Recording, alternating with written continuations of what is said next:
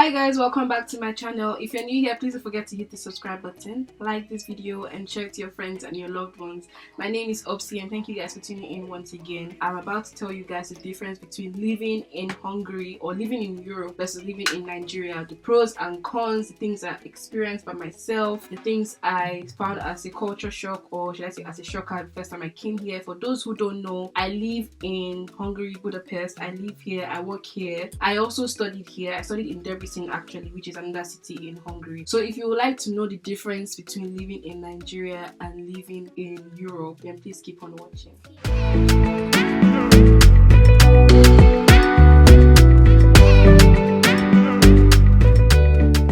Okay, so I've gathered a few points from myself, from my friends. I'm not in any way generalizing, but I should believe that this is the general consensus. So my first point is weather. That was the very first thing that actually hit me when I came to Hungary. Like, I think I came in October, so I definitely came at the peak of winter, or when winter was about to kick off. But then it was already snowing itself, so I don't know. Like right now, we've not really had so much of snow in Hungary, and this is January. But then this was 2010. It was so cold, guys. Like, I didn't even come prepared. I know I came with a lot of stuff from Nigeria, thinking that, oh, I wouldn't have to buy anything here, I wouldn't have to shop. But I knew that I would have to buy like winter clothing, so I just wasn't prepared. You know, it was really cold. So I think that's the main thing that you would have to get used to when you're relocating abroad. And I know a lot of people want to relocate to Canada. Canada is even worse, so better get yourself prepared. And I know that, yeah, people say, oh, well, you got to the task. My dear, you can never get used to cold though.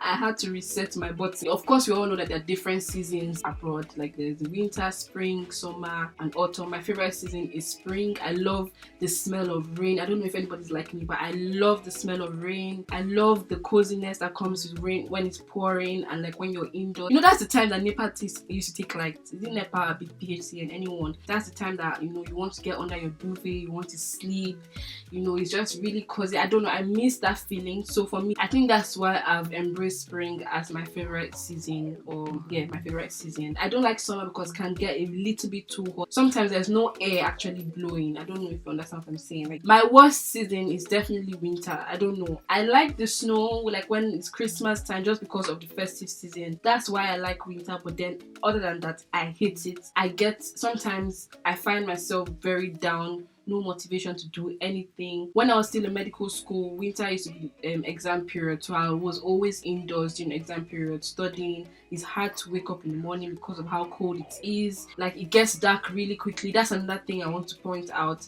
Because we are in Europe, I don't know if it's like that in every country, of course not, but like here where I am, winter time, it gets dark from 4 p.m. It's already like pitch black. But in summer, it gets really bright from like, I think 4 5 a.m. gets really bright, and then it gets dark at like 8 p.m. From 8 p.m. that's when it gets like pitch black. So in winter time, we have shorter days and longer nights, and in summertime, we have longer days and shorter nights. The next thing, oh my god, accents, guys.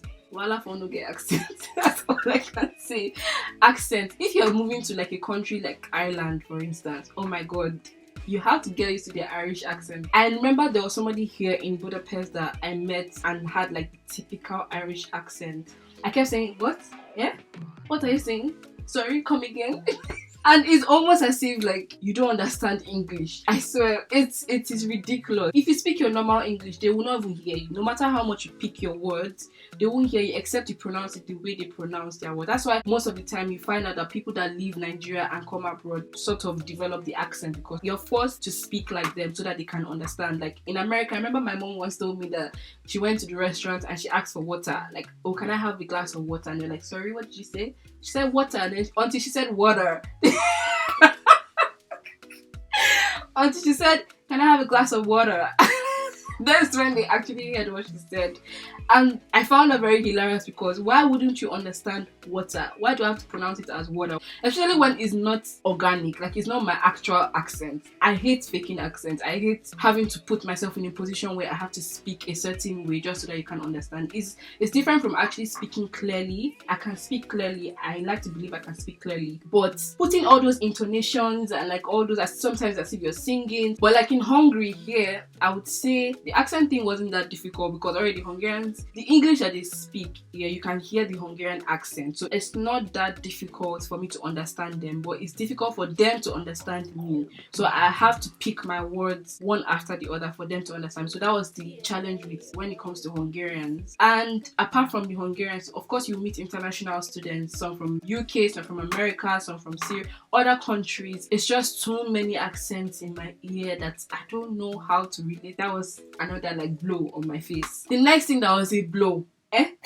is apartments, billing, utility. We pay rent here monthly. I don't know if you guys are aware, but if you are leaving Nigeria to Europe or to wherever as it's not Nigeria, you pay your rent per month. So if your rent is 300 or 500 euros per month, you pay that every month. This is outside utilities. So that one, it really shocked me because where I'm coming from, I mean, I was staying in my father's house, so obviously I wasn't paying rent, but we already know that the rental system in Nigeria is yearly. You pay per annum, you don't pay per month. I believe some apartments now have developed that strategy, or should I say that method of paying monthly, depending on you, your pocket and everything. But here, there's no monthly, there's no yearly thing. You can decide to pay at once, but of course that's a huge sum. That's a huge risk as well, because you don't even know if your landlord is a correct human being. If you're not working here, of course, if you're a student and your parents are still supporting you, or you're dependent on your parents, is a lot, especially in these times where the exchange rate is terrible and money is even hard to come by because of the situation of the pandemic and everything. If you convert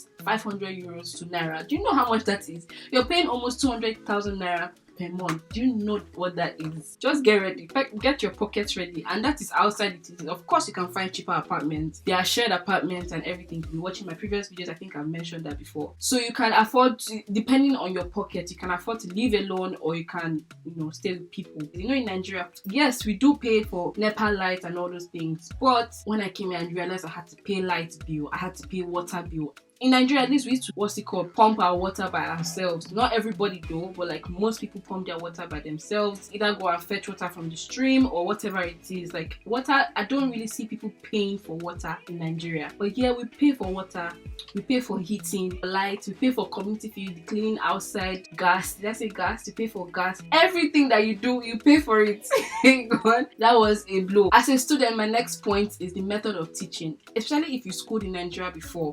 I didn't go to any uni in Nigeria. I know people that went to school in Nigeria and it's the total opposite here. First of all, yes, I understand that the environment, the learning environment is much better than Nigeria. The standard of teaching is better than Nigeria. But because, like I said again, the accent thing is serious. So sometimes it's like you might not really understand the way they speak.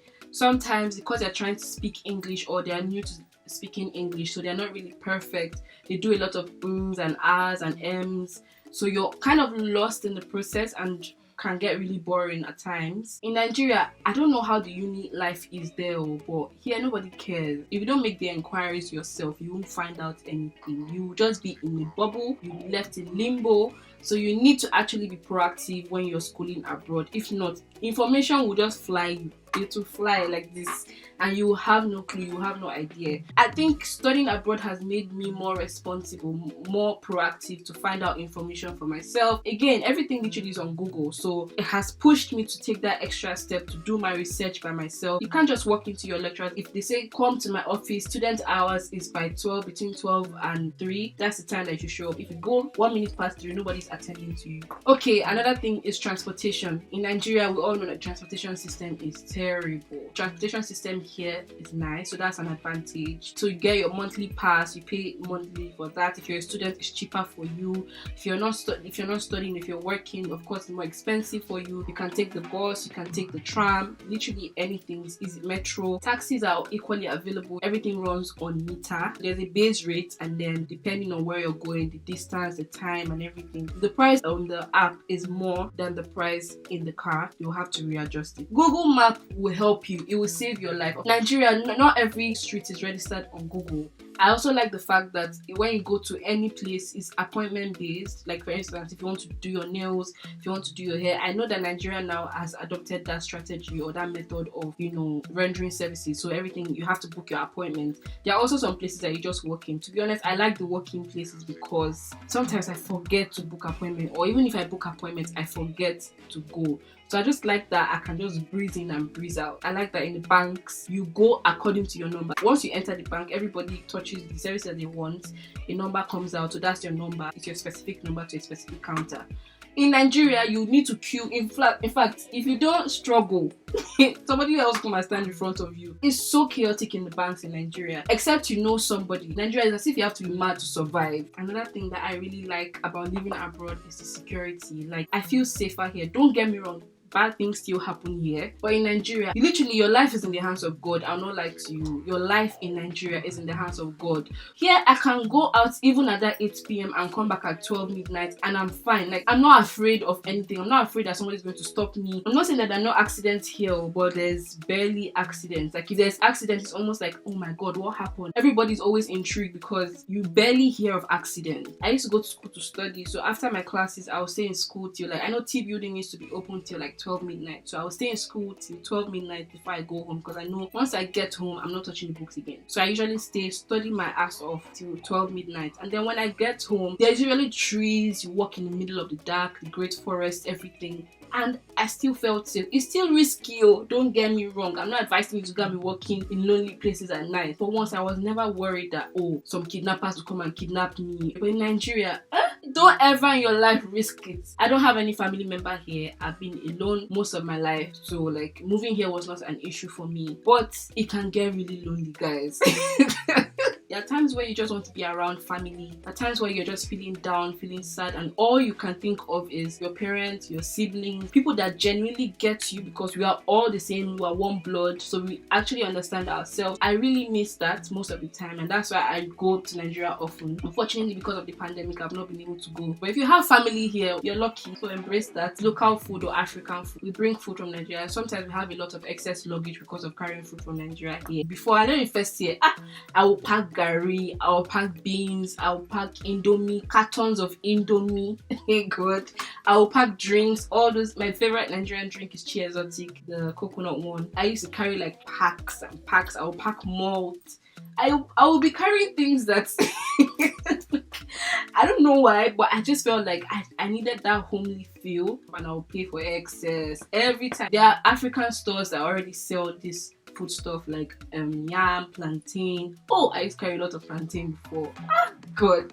So the African stores that sell like African food stuff, it's just that it's expensive. So the disadvantage of living here is that it's not easy to get your authentic Nigerian food. Because you're abroad, everything is dried. The afang leaf is dried so that it doesn't spoil. It's so annoying. The afang leaf is dried, and then we cannot get like the fresh water leaf, so we have to settle for spinach. I mean, it still gives a bit of the same taste, but not like when you are in Nigeria. And food is cheap in Nigeria as compared to here. Chicken is like the cheapest thing here. I really miss home, man. I really miss home. The next thing I was going to talk about is cost of living. So depending on the country that you're moving to, you also have to evaluate the cost of living. Half of the time, the cost of living is more expensive than living in Nigeria. I've already mentioned some things that we already pay for. The rent is expensive as compared to Nigeria, and we pay monthly. You know, transportation, you literally have to pay for everything. Cost of living, I would say, depends on the country that you're moving to. That being said, you just have to weigh your options and see which one is more feasible for you. Also, if you're not studying, basically you just have to get your papers in check. That's another thing. So you're living, I won't say you're living life on the edge, but you have to be very careful so that you're not illegal. You're not living here illegally. So if you're studying, of course, you know that you have to continuously renew your residence permit. Depending on how many years that has been given to you, realize that you have to renew your permit 30 days before it expires. So let's say a month before it expires. You make sure that wherever you're staying tallies with the address in immigration. Don't ever forget, they can get you deported if you don't like change your address in immigration. To get a work permit, you need to get a job, but it can take a while to get that job, because a lot of people, like now I know here in Hungary, a lot of companies want people that already have the work permit, which doesn't make sense to an extent, but yeah, that's what we are faced with, and we have to deal with that. So yeah, you have to be on your toes. Don't ever forget that your permit, because it's very easy for you to forget about the renewal of your permit, so you need to be proactive. That's why I said living abroad makes you very proactive. So my last advantage of living abroad is, especially if you're in Europe, for instance, it's easier to travel. Hungary is a Schengen country, so obviously the permit that I have here is Schengen permit, and that allows me to travel to all the Schengen countries in Europe. So I can travel to Germany, I can travel to France, Spain, Italy, Sweden with ease, and it's very, very affordable depending on your timing, of course. Even if you're living in the US, getting visa to other countries is not as difficult. Once you're abroad, period, getting visa to travel to another country is not as difficult as applying from Nigeria. That's the advantage of living in Europe. I hope this video was helpful. I hope you had fun listening to the things that shocked me when I came here. I hope you learned a thing or two. Don't forget to like this video, give it a thumbs up. Don't forget to subscribe to my channel, guys. Follow me on Instagram. My name is Obsy_P. I'll leave my handle on the screen for you guys to see, and I'll catch you guys later.